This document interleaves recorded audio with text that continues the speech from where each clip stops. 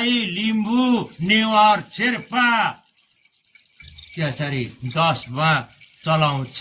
तर खुनी हुनु भएन कुलमा चल्छ खुनी नभएको नाक नछेडेको बुला किन लगाएको भन्छ ऊ त्यो खुनी जोस भने शेर्पा भोटे र यो नेवार भन्छ जम्मा 4 जात न त 3 जातले नाक छेडेको हुँदैन त्यो चाहिँ के हुँदैछ त भन्छौ भने भडारमा चल्दछ नेवारको ख्याक पनि बनाएको रहेछ यसै गाउँघरमा छ दैलोमा उभिनु हुँदैन रक्त छेराउँछ रक्त छदाउँछ र हो त्यस्तोमा नजाऊ त्यस्तोमा पुर्ने औँसी पुर्ने सग्राती मसान्तीमा गएर दैलाको सिधा नउभिदेऊ त्यस्तोले चाहिँ बहुतै संस्कार लाँदैछ र अलिकति समेटेर शुद्ध स्वर शान्ति गरिदेऊ र अलिकति यसै गाउँ घर दाजुभाइ बन्धु भनिआउँछ र एउटा बाला नारी भनिआउँछ बाला नारीमा हेरबेला आफ्नो दाजुभाइदेखि लिएर गाउँ घर द्वारले पनि हे छौडा भनिआएको रहेछ हो बला के बताइदिउँ र बोक्सी बामाती होइन छौडा छौडेनी होइन उनलाई हे जन्मिँदाको 9 रानको दिनमा ती बोजू महारानीदेखि लिएर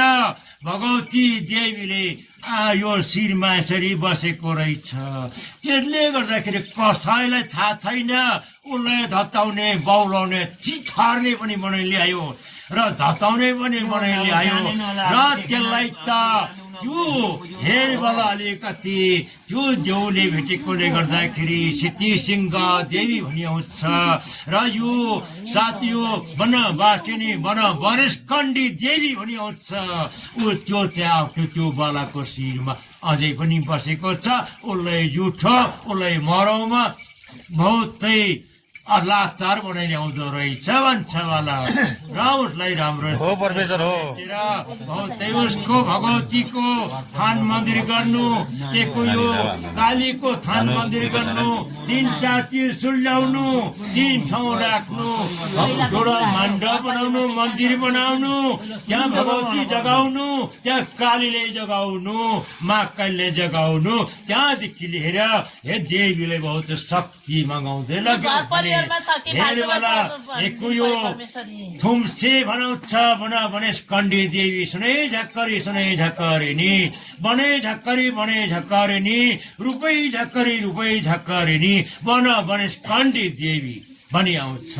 ऊ त्यस्तोले त्यो बाला अस्थिलाई भेटेको छ कोही वर्ण कालो भएर ल्याउँछ कोही बेला वर्ण रातो भएर आउँछ त्यो केले भन्छ भने वनवरेशकण्डी देवी वनराजा वनरानी वनवासिनी भनिआउँछ ऊ त्यसले वर्ण फेराउँदै लगेको छ उसलाई रातो वस्त्रमा बहुतै जोगाउनु कालो अग्निमा जोगाउनु मरौमा जोगाउनु होलमुलमा बहुतै जोगाउनु त्यो बाला नारीमा र उसको हेरबेला बाला नारीमा त्यो बाला नारीमा के भएछ त भन्छौ भने त्यो बाला नारीमा त एक यो खोइ गाउँ घर आफ्नो दाजुभाइले होइन गाउँ घर इष्टमित्रले अलिकति उचाल्दै लगेको रहेछ त्यो माथि चाहिँ अनि अर्को बाला आश्री जननी भिरेर आउनु परेको आएको छ र त्यो बालालाई त त्यो बाला आश्री जननी र त्यो बाला आश्रीको ग्रह बहुतै जुझे भएर आफ्नो घरमा छैन बाला पिताजी छैन त्यो बाला आश्री पनि छैन र त्यो बाला एक यो बाला 2 बाला नारीको जो बाला नारीको घर घरेटीमा अलिकति फुलबारीमा यो भगवतीको दुर्गाको बहुतै स्थापन गरिदियो भने आफ्नो दाजुभाइ छकाचन्द्र शान्त रहनेछ र त्यहाँदेखि लिएर यसै घरद्वारकोदेखि लिएर दोस्रै बाला मर्दुवाको जिउ शरीरमा लटाउने धताउने बौलाउने कोही बेला त कुट्टु र मारौँ गर्ने व्यथा उत्पन्न भएर आएको यो केली रहेछ त भन्छ भने वन राजा बनारायण वनकी देवी वृन्दावासिनी हिजो कति मामा ल्याएको छ जुजु बाजेले च्याब्जुले त्यो देउकुल आएको छ त्यो बेला अबको यो हेर बेला हो आउने वर्षभित्रमा त्यो बेला धताउने बौलाउने काम्ने भइरहेको छ आफ्नो गाउँघरमा पनि भेटिआएको छ र त्यो बेलालाई त त्यस्तो भेटी आउँदाखेरि कोही तिथर्ने भई आउँछ कोही त्यसै कटेट हान्ने जस्तो भई आउँछ अहिले त अलिकति मथर नै छ लाटिएको छ र त्यसलाई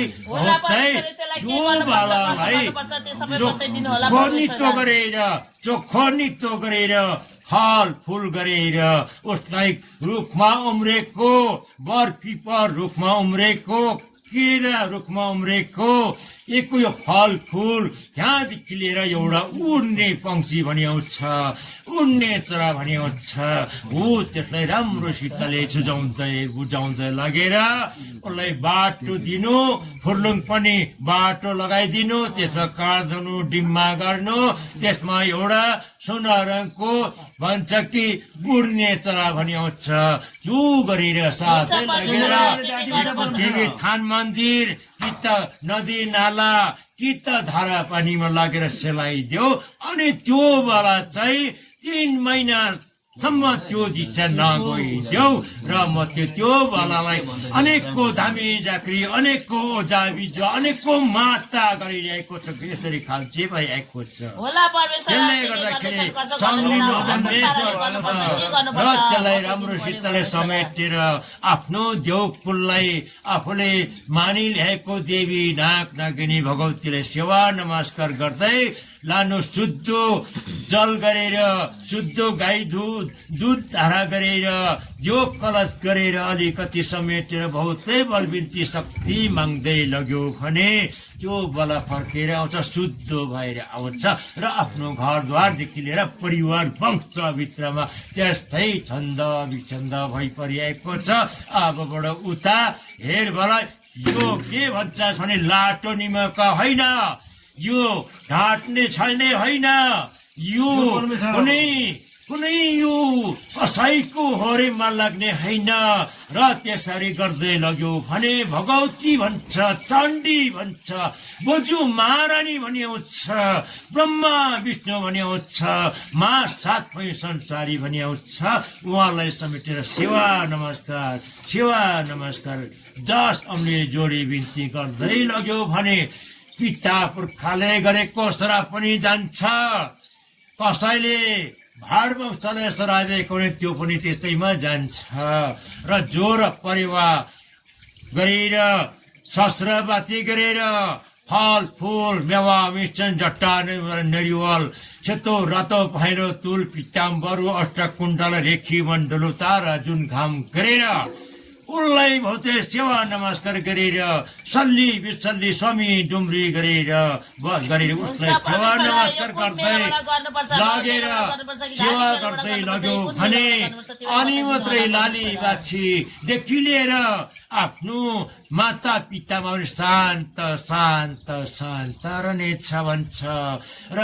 हेर कसले के भने त्यसैमा उसले के भने उसैमा कसले के भने त्यसैमा लागेको छ तर आफ्नो देउकुलमा रहनु आफ्नो जातमा रहनु आफ्नो घरमा रहनु आफ्नो कुलमा रहनु र म चाहिँ कसैले ताक्दैन कसैले के गर्ने छैन र कति धामी झाँक्री हेराइ ल्यायो कति ज्योतिषे हेराइ ल्यायो कति मान मन्दिरमा गयो धाममा गयो तर त्यो समेटेर गर्दै लग्यो आफ्नै घरद्वारमा समेटेर बहुतै देवी नाग नागिनी साथमै संसारी र देउकुल भनेर त्यहाँदेखि लिएर पितृ भनेर सेवा गर्दै लग्यो भने त शान्त सबै शान्त रहनेछ भन्छ वाला हामी भगवती हामी चण्डी हामी गुरु महारानी हामी साथमै संसारी त्यहाँदेखि लिएर हामी गुरुदेव गुरु थानी कुल थानी भई परि आएको वन बैरागी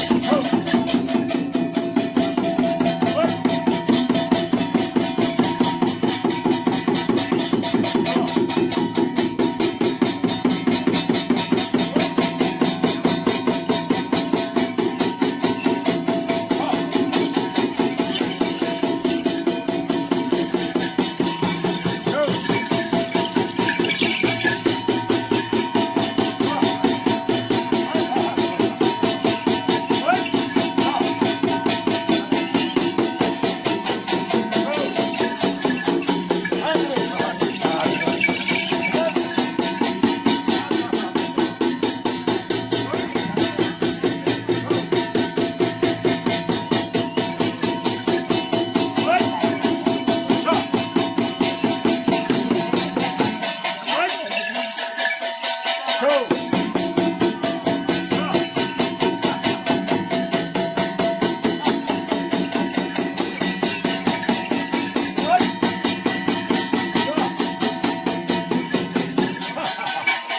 भन्दैन लगाउनु हुँदैन ल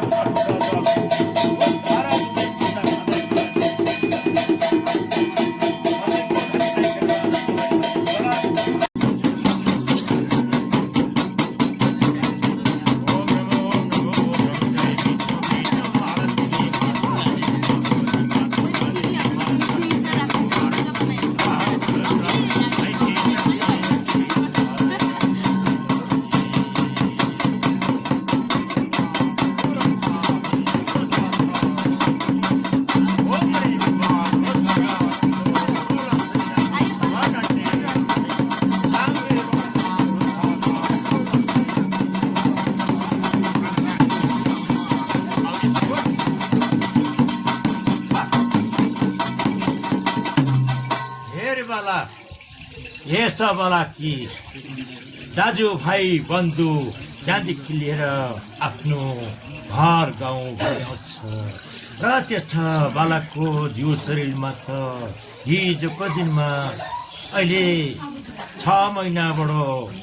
1 वर्षको लत लाग्यो त्योबाट उता के बताइदिउँ र त्यो यो त्यहाँदेखि यता बहुतै यो बाललाई कोही बेला त मरिजाउँ कि न त झुन्डी मरौँ कि न त डढी मरौँ कि न त लडी मरौँ कि जस्तो भएर भित्री मनबाट त्यसरी उत्साह भएर आउँदो रहेछ तर एक मनले के भन्दैछ मेरो शाखा सन्तान यस्तो मेरो लाली बाछी के गर्नु हेन तेन भन्दा अलिकति चित्त बुझाएको जस्तो भएर आउँदो रहेछ तर उसलाई अलिकति अर्काको दोष परिआएको छ अर्काको लाग भेद परिआएको छ त्यो घरद्वारमा यो बालाको जिउ शरीर घरद्वारको लाला बालादेखि लिएर बाला परिवारमा एकको यो पैताला कुतकुत्याएर आउँछ कोही शिरमा कुतकुतिएर आउँछ कोही त्यसै भुत्जाउँ कि के गरौँ जस्तो भएर आउँछ कोही आँखा अन्धो जस्तो भएर कोही बेला घाँटी र त्यो बेलाको त अलिकति अरिष्ट ग्रह बसेको छ र यो आउने कार्तिक महिनाभित्रमा त टाढो के बताइदिउँ डाँडा खोला पारीबाट न त यस्तै गाउँघर यो खोला नाला एकको धारा पानीदेखि अलिक बाहिरबाट कोही सही समाचार कि त त्यो अनौठो समाचार सुनि आउँछ कि त आफ्नै घरमा परि आउँछ त्यसलाई बहुतै समेटेर बहुतै उसलाई भगवती महाचण्डी त्यहाँदेखि लिएर 7 माईलाई शक्ति मागेर आफ्नो देउकुललाई बहुतै शक्ति मागेर आफ्नो घरमा परिवारमा रपजप गरिदेऊ अनि त्यहाँदेखि के हो भलाको जिउ शरीरमा कोही बेला जिउ शरीर चिलचिलाउने कोही बेला फोका फोका उठ्ने जस्तो व्यथा उत्पन्न भएर आएको छ कोही बेला जुरुरुरु भएर आउँछ कोही बेला त त्यसै कि अब के भयो त्यसै मुरमुरेको जस्तो भएर आउँदो रहेछ बालाको भनी आउँछ घरद्वारमा बहुतै रपजप गरेर हेर भला तामा तुलसा पनि आउँछ र तुलसीको हेर बेला बहुतै विष्णु तुलसीको आराधना गर्नु बहुतै सेवा गर्नु एउटा कुनै मण्डप जस्तो गरेर तुलसी स्थापन गर्नु त्यसमा रोपिदिनु र त्यहाँदेखि एकादशी तिथिमा उसमा पूजा गरिदेऊ विष्णुको पूजा गरिदेऊ र त्यहाँदेखि तुलसाको पूजा गरिदेऊ अनि त्यहाँबाट गरेर 3 बाटा तोडिदेऊ त्यहाँदेखि त्यो घरद्वारमा धामी झाँक्री ल्याएर त्यसमा जगाउनु त्यो भगवतीलाई जगाउनु विष्णुलाई शक्ति माग्नु सरस्वतीलाई शक्ति माग्नु तुलसी माईले शक्ति माग्नु अनि आफ्नो घरमा रपजप गर्दै लगेर शान्त राखिदेऊ भने आफू जहाँ जता पनि आफूले चिताएको ताकेको कुरो भएर शुद्ध भएर आउने छ भन्छ शान्ति गर्दै लानु र मात्रै शान्त रहनेछ।